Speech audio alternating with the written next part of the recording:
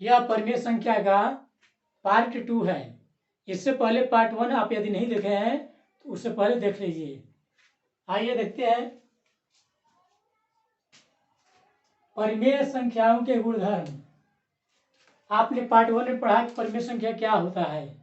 अब इसमें पढ़ेंगे परिमेय संख्या के गुण, क्या क्या इसका गुण है। तो नंबर 1 है समवृत्त।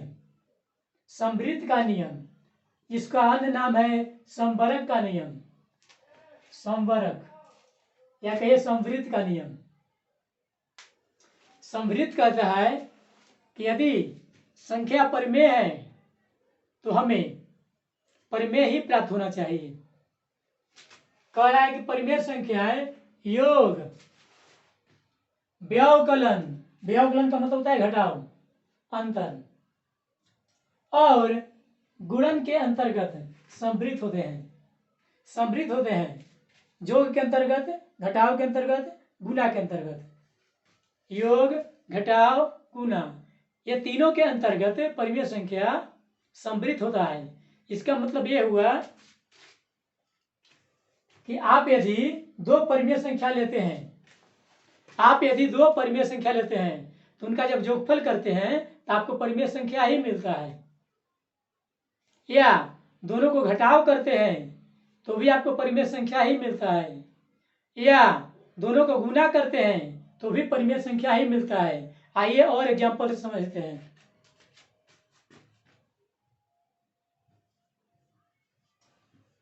मान लीजिए हमारे पास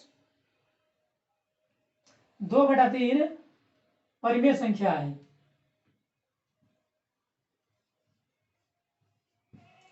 एक और 3/5 परिमेय संख्या ले लिए। तो आप जब इसे जोड़ते हैं तो आपको एक परिमेय संख्या ही मिलती है। या आप इसका घटाव बनाते हैं तो भी आपको परिमेय संख्या ही मिलती है। या इसे आप गुणा करते हैं तो भी परिमेय संख्या ही मिलती है।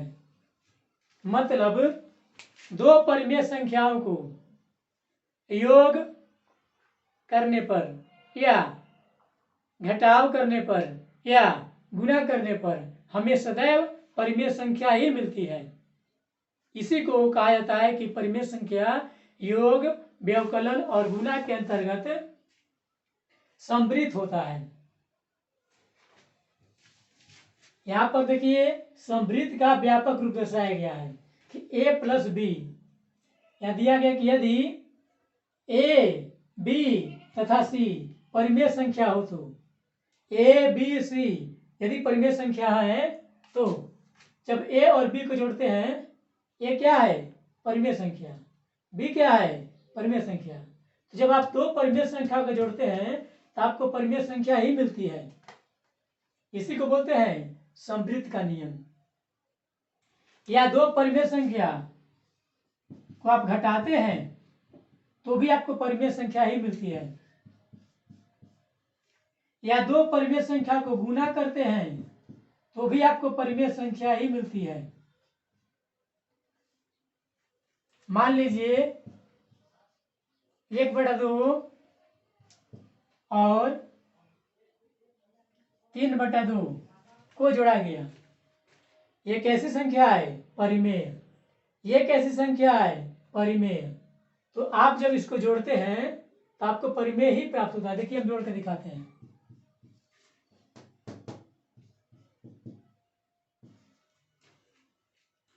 ये दोनों का योगफल कितना आया? 2 आया। 2 के हर में कितना छिपा होता है? 1।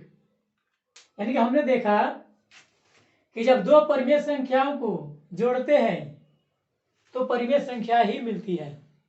यानी कि परिमेय संख्या जोड़ के अंतर्गत समवृत्त है। अब मान लीजिए इसको हम व्यवकलन करते हैं, घटाव करते हैं।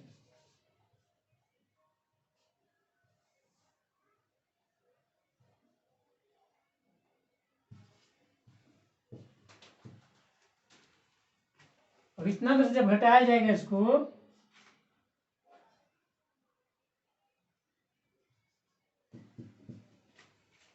ये कैसी संख्या है? परिमेय। ये कैसी है? परिमेय।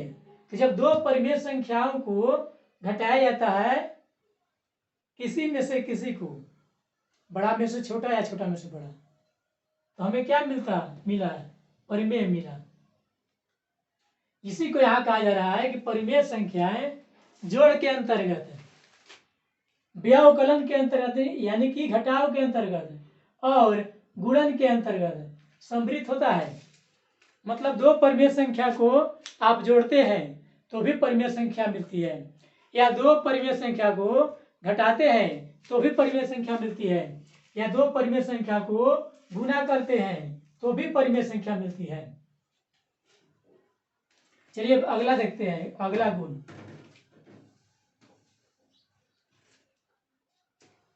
क्रम विनिमेय। क्रम का मतलब होता है स्थान, 1 2 3 ये सब क्रम होता है। विनिमय का मतलब होता है बदलाव, स्थान बदलाव। इसका रूल देखिए, कहता है कि परिमेय संख्याएं योग तथा गुणन के अंतर्गत क्रम विनिमय होते हैं। मतलब दो परिमेय संख्या को जब आप क्रम विनिमय करते हैं तो जोड़ के अंतर्गत करते हैं या गुणा के अंतर्गत करते हैं, आपस में बराबर होते हैं। देखिए यहां दिखाया गया है क्रम विनिमय का व्यापक रूप, a प्लस बी बराबर ही होगा b प्लस c। लिखा गया a प्लस b, सबसे पहले क्या लिखा गया a, लेकिन मान लीजिए आप लिखते हैं सबसे पहले b, अब यहाँ पर बाद में लिखा गया है b, आपने b को पहले लिख दिया, a पहले लिखा है आपने a को बाद में लिख दिया, तो भी आपका जोगफल दोनों का बराबर ही आएगा। इसको अंक में उदाहरण समझते हैं। 3 + 2 कितना होगा 5। अब मान लीजिए इसको हम स्थान बदल देंगे, सबसे पहले 3 लिखा गया है, बाद में 2 को बाद में लिखा गया, हमने 2 को पहले लिख दिया, 3 को हमने बाद में लिख दिया। 2 प्लस कितना होगा 3 5। तो आपने देखा कि सबसे पहले 3 लिखा गया था, हमने इसे बाद में लिख दिया, और जो संख्या बाद में लिखा था हमने उसे पहले कर दिया, तो भी इसका जोगफल 5 आया, इसका भी जोगफल 5 आया। मतलब क्रम विनिमय होते हैं। क्रम विनिमय का मतलब होता है स्थान बदलाव। यदि आप दो परिमेय संख्या का स्थान बदल देते हैं तो भी जोगफल आपको उतना ही आएगा, गुना भी उतना ही आता है। जैसे मान लीजिए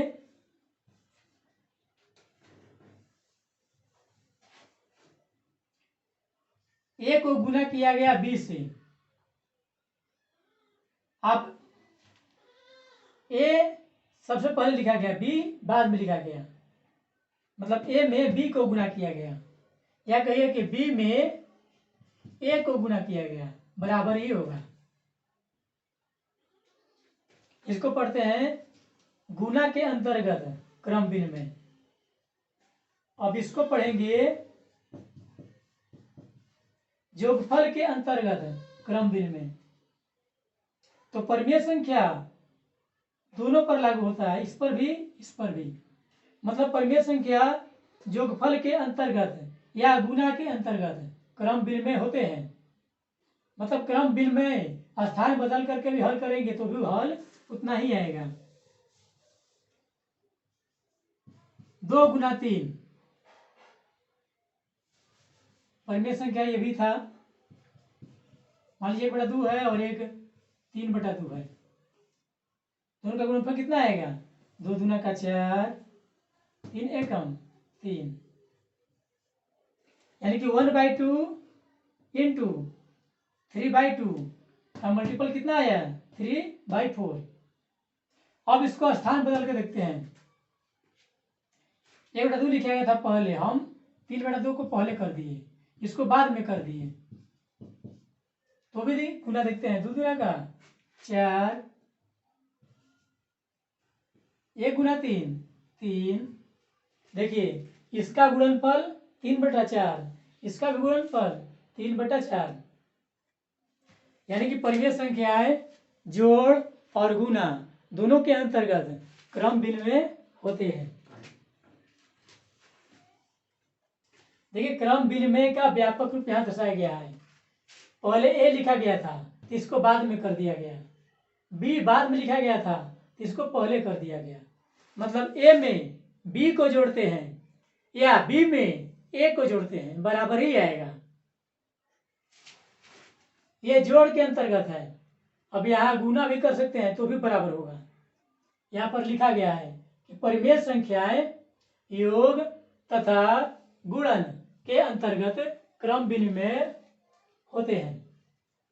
मतलब जोड़ने पर भी गुना करने पर भी क्रम विनिमय होते हैं, लेकिन घटाव और भाग के अंतर्गत नहीं होता है।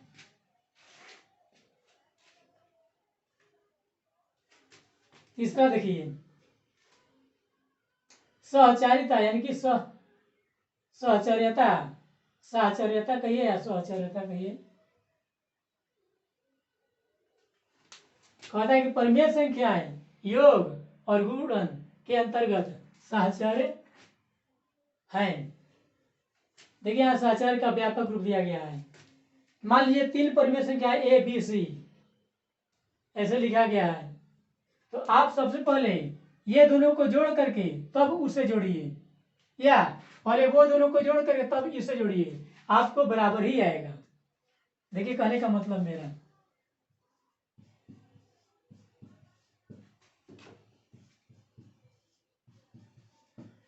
अब देख रहे हैं कि 2 3 5 2 3 5 एक ही चीजें हैं। आप ये दोनों को पहले जोड़ लीजिए। पहले 2 को ही ना जोड़ेंगे किसी संख्या को, तो सबसे पहले हम ये दोनों को जोड़ देते हैं। 2 + 3 5, इसका हल आया 5, 5 × 5 10, इसका आया 10। यानी कि सबसे पहले हमने ये दोनों को जोड़ा, बाद में उसे जोड़ा, तो हमें 10 मिला। वो क्या कहता है कि पहले वो दोनों को जोड़िए, 5 + 3 8,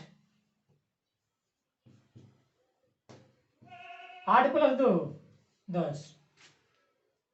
वही कहता है कि सहचर्य का नियम कि पहले इधर के दोनों संख्याओं को जोड़ लीजिए तब उसको जोड़िए, या पहले उधर के दोनों संख्याओं को जोड़ लिए तब इसको जोड़िए, बराबर ही आएगा। और यह नियम गुना पर भी लागू होता है। मान लीजिए आपको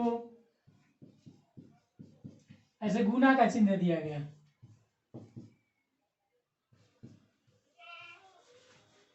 तो भी ये लागू होगा कि पहले ये दोनों को गुना करके तब उसे कीजिए, या पहले वो दोनों को गुना करके तब इसको कीजिए, बराबर ही आएगा। देखिए 2 × 3 6, ये दोनों को गुना कर दिए। अब हम उसे करेंगे 5 × 6 30, उसको देखिए 5 × 3 15, 15 × 2 30। इसका सॉल्यूशन 30 आया, इसका भी सॉल्यूशन 30 आया। तो आपने देखा सहचर्यता का व्यापक रूप यह है। परिमेय संख्याएं जोड़ पर और गुना पर सहचर्य का नियम लागू होता है। यदि 3 परिमेय संख्या हो 3, तो सहचर्य का गुण किस पर लागू होगा? तो जोड़ पर होगा और गुना पर लगेगा, घटाव पर और भागफल पर नहीं लागू होगा।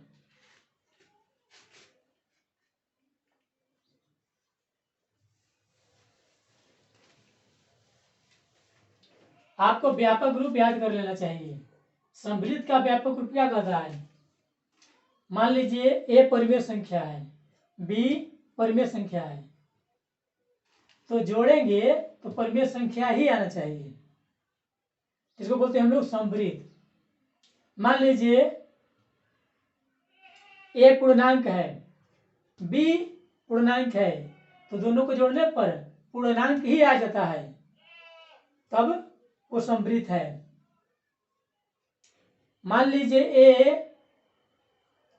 पूर्ण संख्या है, बी पूर्ण संख्या है, तो दोनों को जोड़ने पर पूर्ण संख्या ही आ गई, तो बोलेंगे कि सम्मिलित है।